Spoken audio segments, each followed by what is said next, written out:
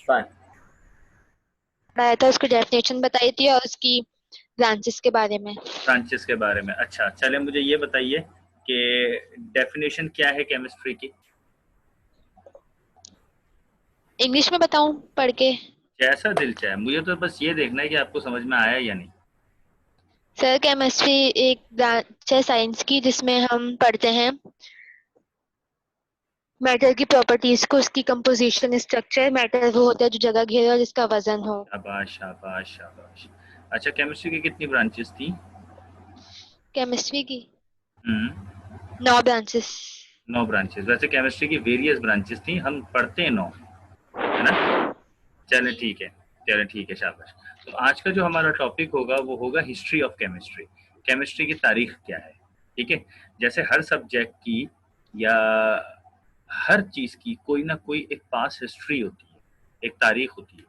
इसी तरीके से केमिस्ट्री की भी एक हिस्ट्री है, केमिस्ट्री की भी एक तारीख है। ठीक है। अब मैं आपको जो है वो एक फाइल शेयर कर रहा हूँ और आप मुझे बताइएगा कि आपको वो फाइल नज़र आ रही है। जी, ज़रा मुझे बताइएगा, माइक पे ही बताइएगा, नज़र आ रही है। ये सर नजर आ रही है। Okay fine. अच्छा, तो बेसिकली बात ये है कि जिस तरीके से हर सब्जेक्ट की कोई ना कोई हिस्ट्री होती है। जैसे आप इस्लामियत पढ़ते हैं तो इस्लामियत की एक हिस्ट्री है कि आपको अपने मज़हब के बारे में मालूम होना चाहिए कि उसकी तारीख क्या है। ठीक है। इसी तरीके से आप अपने मुल्क के बारे में आपको हिस्ट्री मालूम होनी चाहिए, पाकिस्तान की तारीख क्या है। बाज़ औक़ात लोगों को अपने ख़ानदान के बारे में भी हिस्ट्री मालूम होती है कि हम यूसुफ़ज़ई पठान हैं, हम पठान हैं, हम ये हैं, हम वो हैं। तो हमारे पीछे हिस्ट्री क्या है। कोई कहता है हम दिल्ली से आए, कोई कहता है हम फला जगह से हिजरत करके आए। ये पूरी एक हिस्ट्री होती है। ठीक है।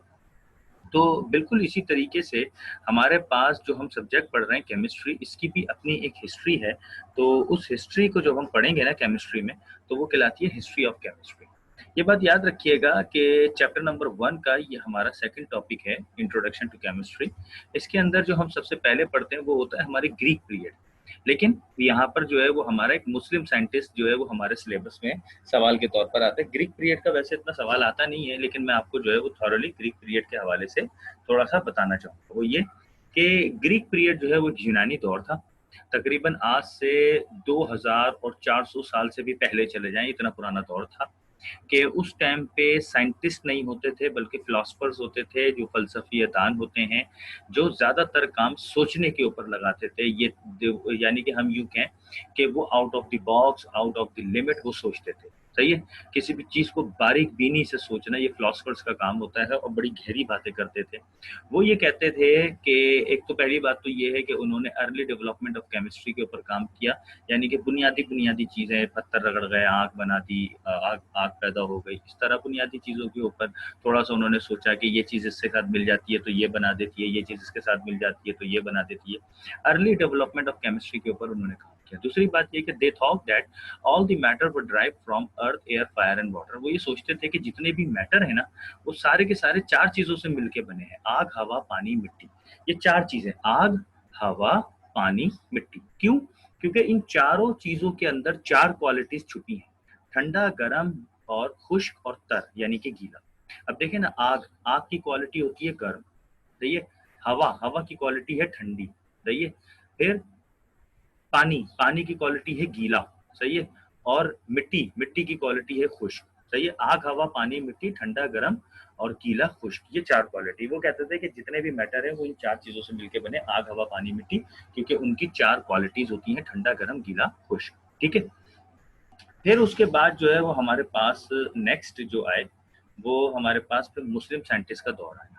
अच्छा, मुस्लिम साइंटिस्ट के अंदर हमारे पास एक वैरायटी ऑफ साइंटिस्ट हैं, बहुत सारे साइंटिस्ट हैं जो हम मुस्लिम साइंटिस्ट के टॉपिक में हम पढ़ते हैं। लेकिन हमारे पास चैप्टर नंबर 1 में 4 साइंटिस्ट हैं जिनको हमने पढ़ना है, तो हम 4 साइंटिस्ट से ज़्यादा हम जाएंगे नहीं। ठीक है। तो हम 4 साइंटिस्ट के बारे में पढ़ेंगे। उसमें से सबसे पहले आते हैं जाबिर इब्न हयान। अच्छा, जाबिर इनका नाम था, इब्न हयान यानी कि हयान के बेटे थे ये, तो हयान इनके वालिद का नाम था। तो जाबिर इब्न हयान को हम फादर ऑफ अल केमी कहते हैं, यानी कि फादर ऑफ केमिस्ट्री कहते हैं। क्यों कहते हैं फादर ऑफ केमिस्ट्री? बड़ा लकब है भाई, केमिस्ट्री का इनको जो है फादर कहा जाता था, ओल्ड केमिस्ट्री का। अच्छा, न्यू केमिस्ट्री का तो रॉबर्ट बॉयल को कहा जाता है, ओल्ड केमिस्ट्री का फादर जाबिर इब्न हयान को कहा जाता है। याद रखिएगा कि ये जो मैंने आपको वर्ड्स बता रहा हूँ ना कि he was the general known as the father of alchemy, ये इसलिए बता रहा हूँ क्योंकि ये एमसीक्यूज के अंदर पूछे जाते हैं कि who was the father of old chemistry, तो आप ऑप्शंस में लिखेंगे जाबिर इब्न हया। ठीक है, अब क्यों जाता था, क्यों कहा जाता था उनको फादर ऑफ ओल्ड केमिस्ट्री? वजह यह है कि उसके पीछे उनकी ये कंट्रीब्यूशन थी। नंबर वन, उन्होंने एक केमिस्ट्री लैब बनाई। लाजमी सी बात है, जब आप केमिस्ट्री लैब बनाते हैं तो उसके पीछे बहुत सारी वजूहत होती हैं। उसमें से एक वजह ये होती है कि you have to investigate, you have to perform experiment. सही है, आप लेबोरेटरी क्यों बनाते हैं? लेबोरेटरी इसलिए बनाते हैं ना ताकि आप इन्वेस्टिगेशन करेंगे, ताकि आप एक्सपेरिमेंट करेंगे, ताकि आप प्रैक्टिकल करेंगे, ताकि आप रिसर्च करेंगे, है ना। तो इसलिए उन्होंने एक केमिस्ट्री लैब बनाई।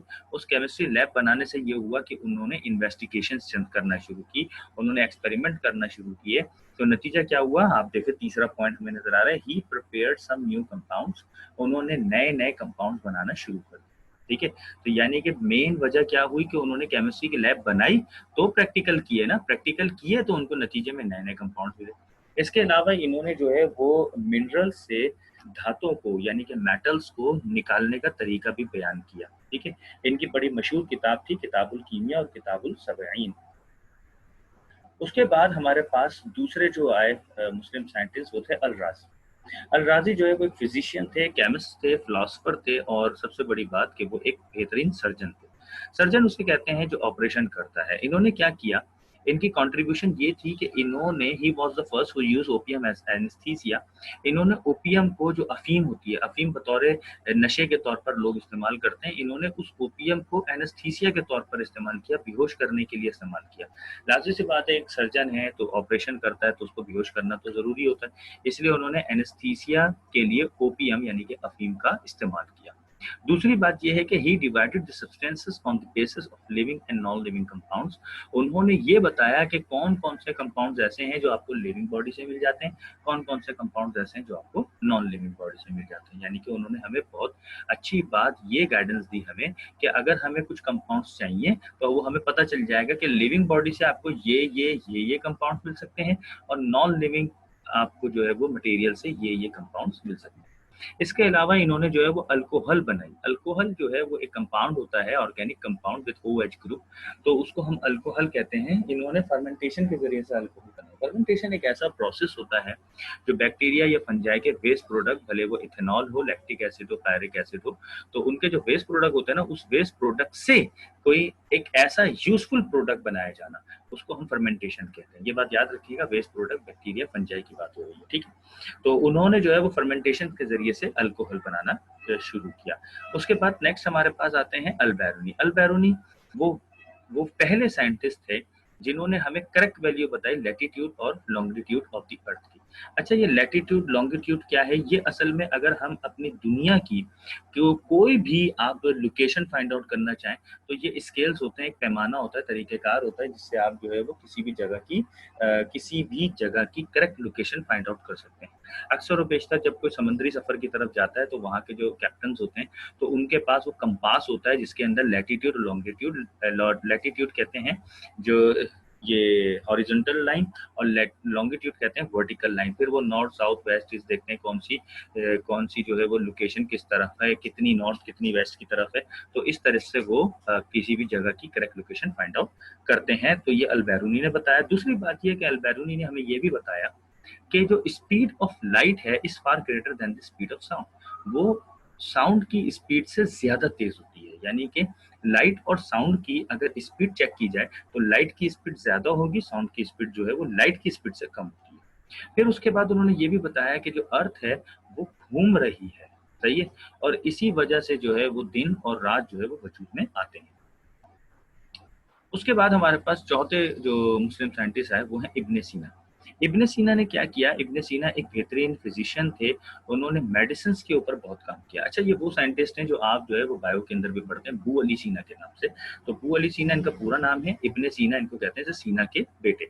तो इन्होंने जो है वो 760 मेडिसिन बनाई और इनको हम फाउंडर ऑफ मेडिसिनल केमिस्ट्री भी कहते हैं या फादर ऑफ मेडिसिनल केमिस्ट्री भी कहते हैं हम। ठीक है, तो फिर ये हमारे जो है वो 4 मुस्लिम साइंटिस्ट थे, इनको हमने जो है वो वन बाय वन करके पढ़ा। तो उम्मीद है कि ये बात आपको जो है वो समझ आ गई होगी। तो अगर इससे रिलेटेड कोई सवाल है तो मुझे बताएं, फिर हम फर्दर जो है वो अभी वेस्टर्न केमिस्ट या वेस्टर्न साइंटिस्ट के तरफ जो है वो भी हम पढ़ाई करेंगे। अभी बताएं आरफा, कोई क्वेश्चन है इससे रिलेटेड जल्दी नो से? सर, समझ आ गई। Okay, thank you. तो अब हम जो है वो अपना नेक्स्ट टॉपिक